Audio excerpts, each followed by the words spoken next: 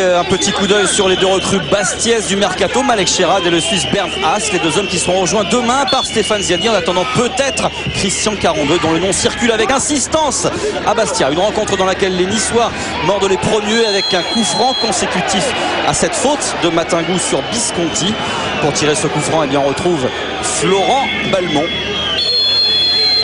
dont la frappe enroulée passe de peu à côté des buts de Pento. Premier coup pour rien pour les Azuréens, mais les Bastiais, pour la première fois depuis très longtemps, font une entame de match plutôt volontaire. Vérification avec ce bon travail des Bastiais dans la défense niçoise. Ballon mal renvoyé par José Cobos. Ça va arriver sur le côté avec un bon centre de Youssouf Hadji pour la reprise de Romaroc qui sur le poteau, mais qui a suivi, c'est Frédéric Ney pour l'ouverture du score bastiaise.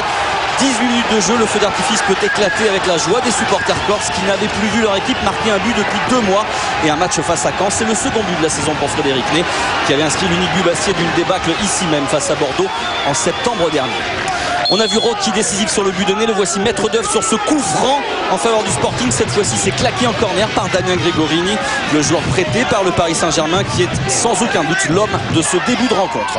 On ne voit que du bleu ce soir à Fouriani avec les attaquants bastiais qui se mettent en évidence. Autour maintenant de Youssouf Hadji de s'infiltrer pour une reprise de Ben Saada, mais encore une fois il y a Gregorini sur la trajectoire de ce ballon dévié par Sami Traoré. On a pour ainsi dire pas vu Nice dans cette première période, et la dernière offensive est bastiaise avec Ronkis qui sert Frédéric Ney, dont la frappe passe au-dessus des buts niçois. En tout cas c'est une équipe bastiaise transfigurée que les supporters corses ont vu en première mi-temps, comme le confirme Romain Rocky. À mon avis, ça faisait 2 matchs où on montrait en première mi-temps qu'on avait envie de changer les choses et on n'arrivait pas à concrétiser ses efforts.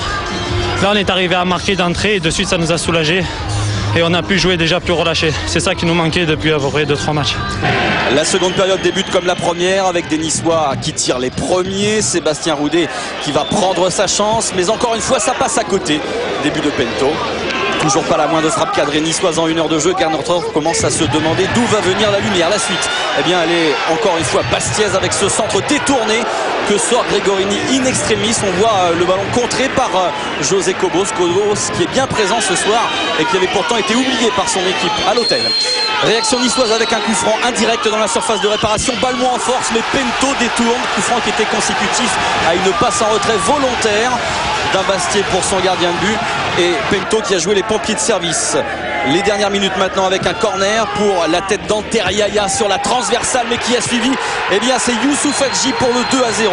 Et Bastia qui renoue avec la victoire, une victoire qui fuyait les Bastiais depuis plus de 2 mois ici à Fouriani. Et on écoute à ce propos la satisfaction du capitaine et gardien de but Nicolas Pento au micro de Lucien Davila.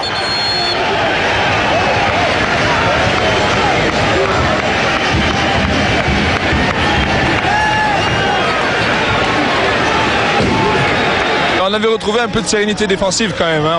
On a pris 2 buts en 4 matchs je crois.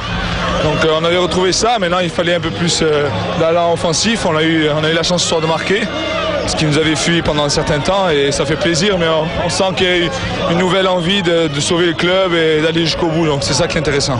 Juste un petit mot sur le comportement aussi des supporters qui ce soir étaient présents, vous ont encouragé tout au long de la partie, ça a dû vous faire du bien. Oui, ça nous a fait du bien, c'est toujours plus facile de jouer dans un stade qui vous pousse, et donc il faut que ça continue dans ce sens-là, mais c'est nous qui devons les porter au départ. On a vu qu'on était des présents dès le début et eux ont suivi, donc il faut continuer dans ce sens-là. Bravo. Merci.